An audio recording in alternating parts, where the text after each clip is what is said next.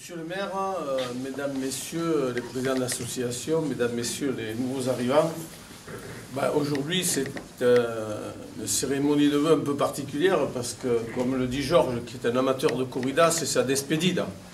C'est-à-dire, c'est la dernière fois effectivement qu'il s'adresse à vous. Et d'ailleurs, il va... Ne faites pas de soucis pour sa future vie, puisqu'il m'a dit il faut qu'à 2h moins le quart, je sois à Saint-Martin-de-Croix. Vous connaissez ses talents de musicienne, donc je pense que son épouse le verra peut-être un petit peu plus, mais enfin, je pense que ça sera quand même, tu auras quand même une vie bien prise. Donc ce matin, je voulais particulièrement rendre hommage à mon ami Georges, qui, durant ses 13 ans de mandat, et même auparavant, a toujours été un fidèle soutien en tant que conseiller général ou en tant que député.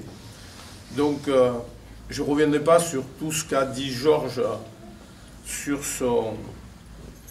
le mandat et ce qui s'est effectué. Simplement, je voudrais dire qu'aujourd'hui, quel qu'il soit, quelle couleur politique que l'on se soit, être au service des autres est quelque chose de difficile dans nos communes. C'est facile de dire qu'il faut, il n'y a qu'à, tout le monde sait faire. Le problème, je dirais, c'est que quand on tient la queue de la poêle, excusez-moi ce terme, c'est là qu'on s'aperçoit qu'elle est chaude, que ce soit pour les finances ou pour certaines choses. Donc, je pense que dans les années futures, ça sera de plus en plus difficile, et on le voit au renouvellement des municipalités cette année, il y a 40% de maires qui ne se représentent pas. C'est la première fois qu'il y en a autant dans le département. À mon âge, sur mon canton, on est servi, puisque les 3 maires à mon âge s'arrêtent. Il y en a un qui repart dans la liste, mais qui ne sera plus maire. Donc sur le canton de Saint-Mamère, sur 14 maires, il y en a 5 qui s'arrêtent. Donc vous voyez, c'est la première fois que ça arrive. D'habitude, avec une transition particulière, j'ai un village qui s'appelle Gajan, où la municipalité s'est arrêtée en totalité. Ils ont un problème terrible pour arriver à faire des listes. Voilà. Donc je crois que dans les années à venir, et là je parle aux responsables d'associations et aux nouveaux arrivants pour qu'ils le comprennent, les responsables d'associations, si on n'a pas d'association, si on n'a pas de responsables, si on n'a pas de passionnés, que ce soit pour le foot, la culture, la tauromachie, ce qu'on veut, il n'y a pas de vie dans un village. La vie, elle se fait avec ses bénévoles. Donc, et je pense, être élu, c'est du bénévolat. Les gens croient que les élus s'en foutent plein les fouilles. Je m'excuse, ce n'est pas le terme. Moi, je vis bien, je suis député, j'ai un salaire correct. Je peux vous dire que dans certaines communes, quelqu'un qui est adjoint ou qui est maire, quand il a compté son essence, je ne dis pas son temps, son essence, quand il s'y retrouve, c'est déjà pas mal avec toutes les réunions qu'il a. Donc je voudrais qu'on arrête de tirer en permanence sur ces élus qui se mettent au service des autres. Parce que ça sera de plus en plus difficile. Et le jour où on n'aura pas ces genres d'élus qu'on a dans nos petits villages, eh bien, ce que disait Georges, ou dans nos villages urbains comme ici, ben, la vie elle ne sera plus la même. On dépendra de plus haut, de plus loin. Donc je crois que c'est important. Et je dis, quels que soient les élus, tous bords politiques confondus, on aura de plus en plus de difficultés à trouver des élus. Parce que quand on fait, dans nos villages, dans nos cantons, la politique, on l'a fait en haut lieu. Dans nos villages et dans nos cantons, le maire, enfin les élus, à part pour les sénatoriales, tout le reste, ce n'est pas de la politique qu'on fait. On apporte à la population les besoins qu'on pense. Alors, on peut se tromper. Moi, j'ai été maire, on peut se tromper. Je veux dire, personne n'est infaillible. Qui c'est qui dit, moi, j'ai toujours bien fait. On peut se tromper. On fait des choix. On fait des choix, alors on dit des choix politiques. Quand Georges a parlé beaucoup de la voirie, je m'excuse, la voirie, c'est vraiment des piliers. Si vous n'avez pas de la voirie, si vous n'avez pas de l'eau, si vous n'avez pas de l'assainissement, eh bien, vous ne pouvez pas y vivre, donc, et de l'électrification. Donc, ça fait partie de ce que doit faire une municipalité. La voirie, c'est un entretien courant, je dirais. Ça fait partie, comme on entretient ses bâtiments, comme vous entretenez vos maisons, bien, la voirie dans une commune, c'est vrai que c'est très cher, parce que souvent, quand on ouvre, on a toujours des surprises, mais c'est comme ça. Ça, c'est la première chose. Et la deuxième chose que je voudrais dire, moi, ici, dans ton mandat, Georges, il y a quelque chose, effectivement, qui restera, c'est l'école. Pour moi, l'école, c'est quelque chose, tu l'as dit, c'est un projet qui est qui a été financé par l'Europe et qui est un exemple au niveau régional. C'est vrai que l'école a été un gros projet et je pense que dans nos villages, et quel village que ce soit, la future vie, les futurs Français, les futurs Clarensacois ou Clarensacoises, c'est à l'école qu'on les forme. Et aujourd'hui, quand on voit les problèmes que l'on rencontre dans notre société, je ne veux pas parler, on vous abreuve en ce moment de Dieu donné, et quand on voit tout ce qui se passe dans notre société, heureusement que nous avons ces enseignants qui, à nos enfants, leur apprennent ce que c'est que la République, la démocratie, la laïcité. Et on en a bien besoin, parce que notre Europe elle est en train de dériver. Et j'ai peur qu'aux prochaines élections européennes, on aille dans une dérive où on sait où ça a conduit nos pays il y a quelques décennies en arrière. Donc en tant que responsable politique, là je me parle au niveau national, je pense qu'il faut que tout le monde aille voter, mais qu'il fasse bien attention à ce qu'il fait. Parce que l'Europe, très souvent quand ça ne va pas, on dit c'est l'Europe, c'est la faute de l'Europe. L'Europe, c'est nous qui la formons, tous les peuples. C'est notre faute. On est tous responsables en quelque part. Et ceux qui ne vont pas voter, ce sont des irresponsables. Parce qu'ils ont, quand on est citoyen et qu'on a la chance, dans un pays comme la France, de vivre en démocratie, la moindre des choses, on vote ce qu'on veut, on va bientôt comptabiliser le vote blanc, mais on va voter. Et moi, je dis en tant qu'élu, je me rappelle quand j'étais maire, il y en a qui venaient me voir et qui me critiquaient. Je regardais la liste électorale et la fois d'après, je leur mettais un carreau s'ils n'étaient pas venus voter. On ne peut critiquer que quand on a pris ses responsabilités. Et je pense que c'est important.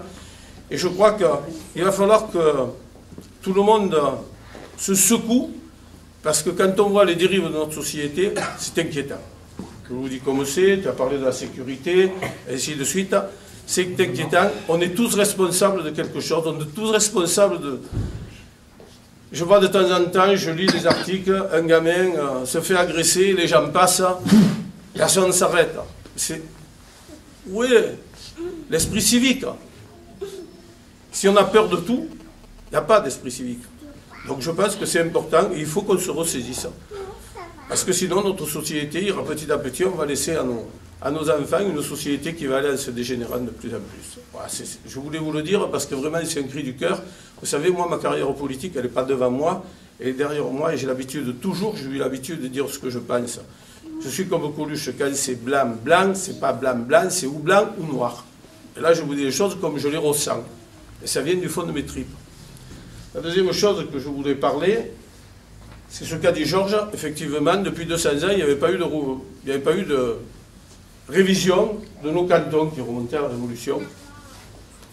Donc on a une révision des cantons qui a été acceptée par le Conseil d'État mardi dernier. Donc il l'a entériné. Donc ça veut dire que la carte qui a été présentée au Conseil général a été entérinée. C'est effectivement pas celle personnellement que je voulais, ou qu'on avait dessinée avec le président du Conseil général, mais il y a des élus politiques qui ont pensé que ça n'allait pas, donc ils ont fait remonter leur doléance à Paris, et le ministère de l'Intérieur, quand il a vu ça, il a repris la carte et il a fait son découpage. Alors, en ce qui concerne l'Avonage, et qui concerne l'ex-canton, je vais dire, de Saint-Mamère, puisque moi je suis encore élu en tant que conseiller général jusqu'en 2015, sur ce canton, qui reste encore jusque-là, le canton de Saint-Mamère, eh bien, ils ont pris, dans l'Avonage, puisqu'ils ne l'ont pas fait partout, mais dans l'Avonage, ils ont pris le découpage de Nîmes Métropole. C'est-à-dire qu'ils ont incorporé Saint-Dionysie, Langlade, qui sont dans le canton de Sommières. Les 5 communes, non? Les 5 communes de l'Avonage.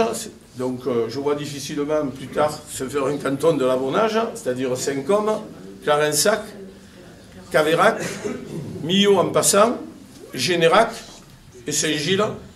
Et alors, ça ne sera plus un chef-lieu de canton, ça sera la plus grosse commune qui sera le bureau centralisateur, sera Saint-Gilles.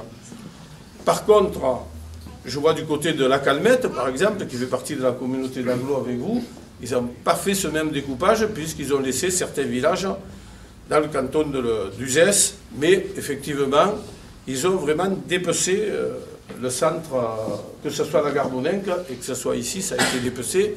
Moi, mon canton de 14, j'avais 4 intercommunalités, on était arrivé à 3 avec un nouveau découpage. Ben aujourd'hui, j'ai 3 villages qui s'en vont donc, dans le nouveau canton qui est créé avec Saint-Gilles.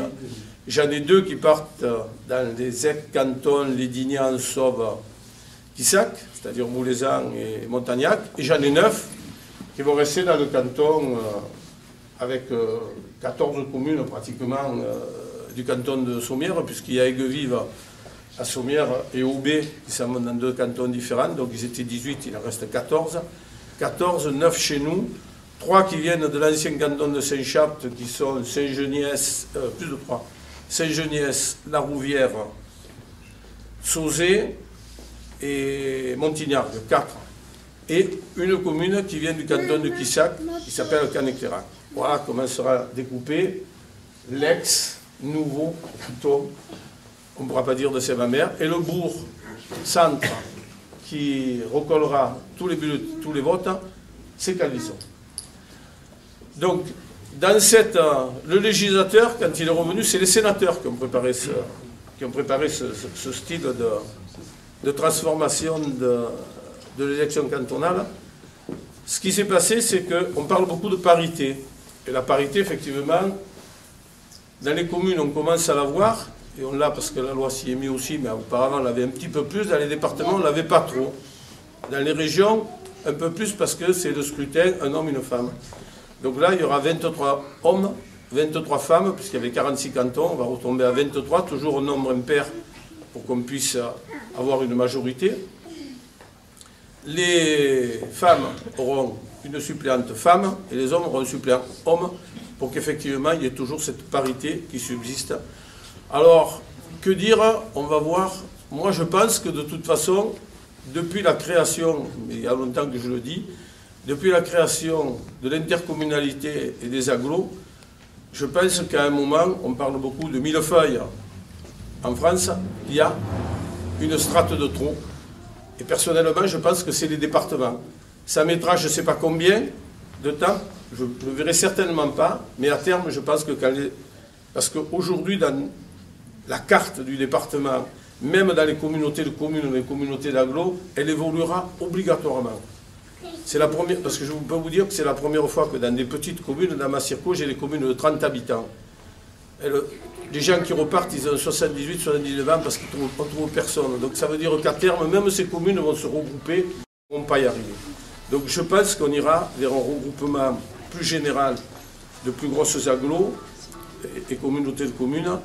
Et je crois qu'à terme, il y aura cet échelon qui disparaîtra parce que quand on aura des grosses communautés d'agglos, le rôle principal du département, c'est le social. Bon, le social, ça représente 60%, mais le social, à une petite communauté de communes, ils ne peuvent pas faire. Donc il faut déjà un ensemble important. Au département, nous avons 3200 agents, donc ça veut dire qu'on en aura toujours besoin. Ils seront répartis autre part le jour où ça se passera. Mais je pense qu'à terme, ça mettra 20 ans, 30 ans, j'en sais rien. Mais c'est comme ça que ça sera. C'est mon sentiment à moi, mais depuis longtemps, parce que je pense qu'il faut vivre avec son temps. Dans tous les autres pays européens, même la région Languedoc-Roussillon est une région trop petite en rapport. Si on veut lutter du point de vue européen, en ce qui concerne la recherche, tout ce qu'on veut, il n'y a qu'à voir les Länder allemands, il n'y a qu'à voir les régions italiennes, espagnoles, ainsi de suite. Donc je crois qu'à un moment, il faudra que la France, qui est un vieux pays, où on est des reboussiers, c'est vrai, c'est de nature, mais je pense qu'il faudra qu'on évolue aussi. Et si on n'évolue pas, on sera obligé d'évoluer contraint et forcé. Donc voilà ce qui concerne le découpage. Donc c'est mon avant-dernière. Toi c'est ta dernière, moi peut-être si l'année prochaine je peux venir, tout dépendra. Dans le canton, c'est mes avant-derniers vœux. Et c'est vrai qu'à terme, ce canton de l'Avonage, enfin, ce canton de Saint-Mamère va être découpé. Mais quand on regarde bien le canton de Saint-Mamère, il y avait quand même une anomalie, c'est-à-dire qu'il y avait 3 villages de l'Avonage qui représentaient plus de 50% de la population. Et il y avait 11 villages du haut du canton qui n'avaient pas du tout, on n'avait pas du tout les mêmes centres d'intérêt, à part si c'est à l'époque l'agriculture. Mais c'est vrai qu'il y avait cette barre de la côte de Clarensac qui faisait que c'était un canton un peu atypique. Donc voilà, moi je me rappelle quand j'ai été élu il y a 22 ans maintenant, les maires du haut du canton et les maires du bas de canton ne se connaissaient pas. Il a fallu que je fasse une amicale des maires tu sais comment ça fonctionne, pour que tout le monde se connaisse et discute ensemble. À l'époque, je me rappelle Francis Servière qui se présentait, quand je lui ai dit, Francis, si tu fais 50 voix dans le haut du canton, ça sera bien. Il en a fait 48. Donc, pour vous dire qu'il était maire de Claressac, il n'était pas connu. Donc, il y avait cette barrière qui a toujours coupé ce canton. Ça a duré longtemps, puisque depuis 200 ans, c'était comme ça. Mais il en est ainsi. Donc, le prochain renouvellement cantonal, vous ne voterez plus avec les gens du haut du canton et je ne serai plus votre conseiller général. Je resterai par contre votre député au moins jusqu'en 2017, puisque j'ai été élu jusqu'en 2017. Et puis après, on verra après 2017, mais j'ai un certain âge, on verra après 2017. Je voudrais terminer en vous souhaitant à tous et à toutes nouveaux arrivants, présidents d'associations, membres d'associations, que je remercie particulièrement parce qu'on ne les félicite pas assez souvent. C'est grâce à vous qu'il y a cette dynamique dans tous nos villages. Disons, tous mes voeux de bonne santé en priorité, parce que quand on a la santé, c'est la première des richesses. Souhaiter à ceux qui sont actuellement malades ou hospitalisés, qui reviennent parmi vous, mes voeux de santé, mes voeux de bonheur et mes voeux de prospérité, sachant que l'année 2013 a été difficile, mais en tant qu'élu national, je peux vous dire que l'année 2014 ne sera pas non plus simple. Si on ne veut pas laisser, je vois une petite fille là, à nos petits, arrière-petits-enfants pour certains, trop de dettes, il va bien falloir qu'à un moment, tout le monde prenne sa part du fardeau. Et tu as parlé que l'État donnait moins aux collectivités locales. Je pense que l'État, l'année prochaine, c'est 1,5 milliard de moins.